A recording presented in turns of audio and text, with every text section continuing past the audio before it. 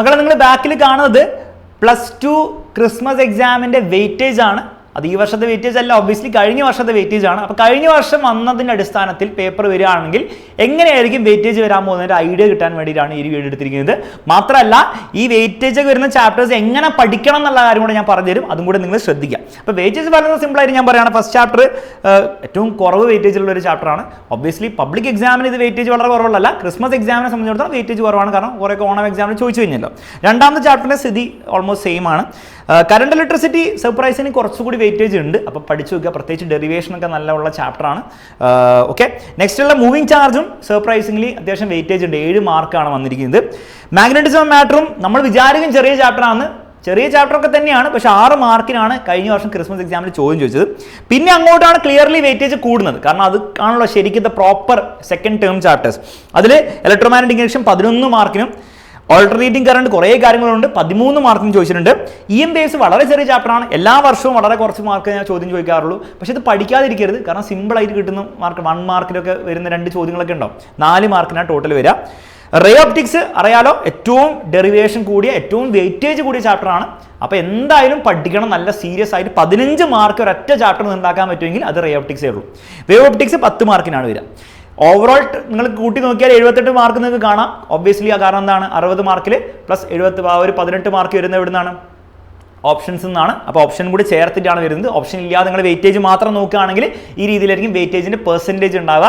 അപ്പോൾ അപ്പോഴും നിങ്ങൾ നോക്കുകയാണെങ്കിൽ ഓൾമോസ്റ്റ് 20% വരുന്നത് ഒരൊറ്റ ചാപ്റ്ററിനാണ് എന്നുള്ള രസകരമായുള്ള കാര്യം ഇവിടെയുണ്ട്. ഓക്കെ, അപ്പോൾ ഈ ചാപ്റ്റേഴ്സൊക്കെ എങ്ങനെയാണ് നമ്മളിതൊക്കെ പഠിക്കുക?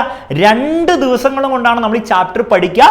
3ാമത്തെ ദിവസമായിരിക്കും നമ്മൾ ഇതിൻ്റെ ക്വസ്റ്റ്യൻസ് ഡിസ്കഷൻ ഉണ്ടാകാൻ പോകുന്നത്. ഓക്കെ, അപ്പോൾ ഈ ചാപ്റ്റേഴ്സിൽ എല്ലാ കാര്യങ്ങളും ഇൻക്ലൂഡിങ് ഡെറിവേഷൻസ് ആയിക്കോട്ടെ, അല്ലാത്ത സ്റ്റേറ്റ്മെന്റ് ബേസ്ഡ് ക്വസ്റ്റ്യൻസും കോൺസെപ്റ്റ് ബേസ്ഡ് ക്വസ്റ്റ്യൻസും അല്ലെ ഡെഫിനിഷൻ ബേസ്ഡ് ക്വസ്റ്റ്യൻസ് ഒക്കെ വരും. അല്ലെങ്കിൽ ഡെറിവേഷൻ മാത്രമല്ല, ന്യൂമറിക്കൽ മാത്രമല്ല, ഫിസിക്സിൽ ഉണ്ടാവും കേട്ടോ. പല ടൈപ്പ് ക്വസ്റ്റ്യൻസ് ഉണ്ട്. അതൊക്കെ നമ്മൾ 2 ദിവസങ്ങളായിട്ടാണ് പഠിക്കാൻ പോകുന്നത്. ഡേ 1 നമ്മൾ ഏറ്റവും വെയിറ്റേജ് കൂടിയ ചാപ്റ്റേഴ്സ് ആയിരിക്കും പഠിക്കുക. അതായത് ആ ചാപ്റ്റേഴ്സിന്റെ മാത്രം വെയിറ്റേജ് നിങ്ങൾ ചേർത്താൽ എത്ര മാർക്ക് ഉണ്ടാവും? കാണുന്നില്ലേ സാർ, ഇങ്ങനെ കാണുന്നില്ലേ സാർ, ഇങ്ങനെ കാണുന്നില്ല, 44 മാർക്കിനായിരിക്കും ചോദ്യങ്ങൾ വരാൻ പോകുന്നത്. 44 മാർക്സ് വേർത്ത് ആയിട്ടുള്ള 4 ചാപ്റ്ററാണ്. 10 ചാപ്റ്ററിൽ 4 ചാപ്റ്ററിനാണ് 44 മാർക്ക് വരുന്നത് ആലോചിക്കണം. 2ാമത്തെ ദിവസം നമ്മൾ ബാക്കിയുള്ള 6 ചാപ്റ്റേഴ്സ് പഠിക്കുന്നതായിരിക്കും. പക്ഷേ ഈ 6 ചാപ്റ്റേഴ്സിന്റെ കമ്പൈൻഡ് നിങ്ങൾ മാർക്ക് നോക്കിയാൽ 34 മാർക്കേ ഉള്ളൂ. അപ്പോൾ സാർ 2ാം ദിവസം ഇമ്പോർട്ടൻ്റ് അല്ല എന്നാണോ? ഇമ്പോർട്ടൻ്റ് അല്ല എന്നല്ല, 2ാം ദിവസം ഇമ്പോർട്ടൻ്റ് ആണ്. പക്ഷേ ഫസ്റ്റ് ദിവസത്തെ ചാപ്റ്റേഴ്സിനാണ് നിങ്ങൾക്ക് ഏറ്റവും കൂടുതൽ മാർക്ക് വരിക എന്നുള്ള സത്യമുണ്ട്. അപ്പോൾ ഫസ്റ്റ് ദിവസം നമ്മൾ അടിപൊളിയായിട്ട് പഠിക്കുന്നു. ലൈവ് 11 AM ഉണ്ടാവുക.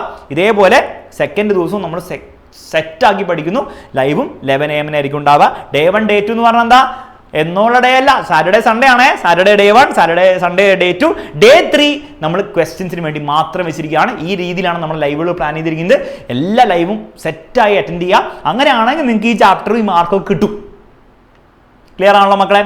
പിന്നെ മറ്റൊരു കാര്യം, ഇതിനു മുമ്പ് ഞാൻ പറഞ്ഞിട്ടുള്ള കാര്യമാണ്, നിങ്ങൾക്ക് ഈ ഒരു രീതിയിൽ തട്ടിക്കൂട്ട് പഠനമൊന്നും അവസാനത്തെ പബ്ലിക് എക്സാമിൽ നടക്കില്ല. പബ്ലിക് എക്സാമിൻ്റെ ലെവൽ ക്രിസ്മസിനേക്കാൾ എന്തായാലും മുകളിലേക്ക് പോകുള്ളൂ. അപ്പോൾ പ്രോപ്പറായിട്ട് പഠിക്കണമെങ്കിൽ നമ്മുടെ +2 ഉജ്വൽ ക്രാഷ് കോഴ്സിൽ ജോയിൻ ചെയ്യാം. അവിടെ നിങ്ങൾക്ക് റിവിഷൻ ക്ലാസ് കിട്ടും, ഷോർട്ട് നോട്ട്സ് ക്ലാസ് കിട്ടും, വർക്ക്ഷീറ്റ് ഷോർട്ട് നോട്ട്സിന് സെപ്പറേറ്റ് ക്ലാസ് കിട്ടും. സെപ്പറേറ്റ് ക്ലാസ് ആണ് ഞാൻ പറയുന്നത്. വർക്ക്ഷീറ്റ് കിട്ടുന്നതായിരിക്കും. പ്രീവിയസ് ഇയർ എല്ലാ ചോദ്യങ്ങളുടെയും വീഡിയോ സൊല്യൂഷൻ ഉണ്ടാകുന്നതായിരിക്കും.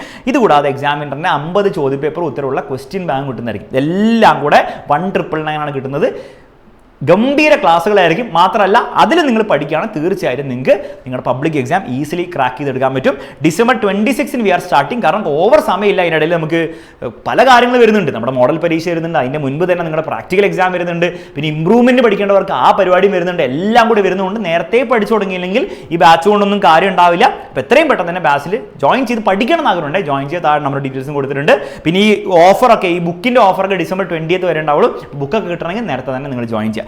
ഇതുകൂടാതെ നീറ്റിനോ കീമിനോ അല്ലെ ജെയ്ക്കോ ക്രാഷ് കോഴ്സിന് ജോയിൻ ചെയ്ത് അതിനും പഠിച്ച് എൻട്രൻസും ക്രാക്ക് ചെയ്യണമെന്ന് ആഗ്രഹം ഉണ്ടെങ്കിൽ അതിനും നമ്മൾ 26 ഡിസംബർ നമ്മൾ ബാച്ച് സ്റ്റാർട്ട് ചെയ്യുന്നുണ്ട്.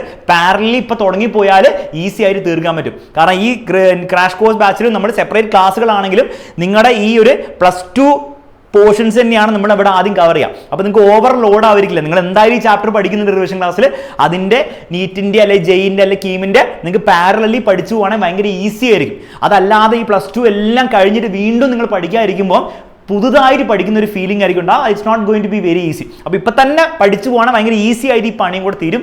ഇവിടെയും നിങ്ങൾക്ക് സ്റ്റഡി മെറ്റീരിയൽ കിട്ടുന്നതായിരിക്കും. നീറ്റിന് സെപ്പറേറ്റ്, JEE കീമിന് വേറെ ബുക്ക് ആയിരിക്കും കിട്ടാൻ പോകുന്നത്. അപ്പോൾ അതിൽ പ്രീവിയസ് ഇയർ ക്വസ്റ്റൻസും സൊല്യൂഷൻസും എല്ലാ കാര്യങ്ങളും ഉണ്ടാവുന്നതായിരിക്കും. പിന്നെ റിവിഷൻ ക്ലാസ്സസ്, ഈ റിവിഷൻ ക്ലാസ് സെയിം അല്ല കേട്ടോ, കംപ്ലീറ്റ് ഡിഫറെൻ്റ് ആണ്. ക്വസ്റ്റ്യൻ ഡിസ്കഷൻ ഒക്കെ സെപ്പറേറ്റ് ആണ്. അപ്പോൾ അത് വൃത്തിക്കായി നമ്മളോട് ചെയ്യുന്നതായിരിക്കും. ഇതിൻ്റെ മാക്സിമം ബെനിഫിറ്റ് കിട്ടണമെങ്കിൽ ജോയിൻ ഏർലി. ഏത് ബാച്ചിൽ ജോയിൻ ചെയ്യണം താഴെ നമ്മുടെ ഡീറ്റെയിൽസും കൊടുത്തിട്ടുണ്ട്. വീണ്ടും ഓർമ്മിക്കുന്നു, Day 1 Day 2 2 സെറ്റിലായിരിക്കും നമ്മൾ ഈ കംപ്ലീറ്റ് ചാപ്റ്റർ എല്ലാ കാര്യങ്ങളും ഇൻക്ലൂഡഡ് ആയിട്ട് പഠിച്ചെടുക്കാൻ വേണ്ടി ലൈവിൽ വരിക. എല്ലാ ഫ്രണ്ട്സിനെ അറിയിക്കുക. നമുക്ക് തകർക്കണം, നമുക്ക് ഈ ക്രിസ്മസ് എക്സാമിനെ നമ്മൾ പൊളിക്കാടോ. അത്രേ പറയാനുള്ളൂ. Bye bye, take care. ബാക്കി നമുക്ക് ലൈവിൽ. Okay, ready.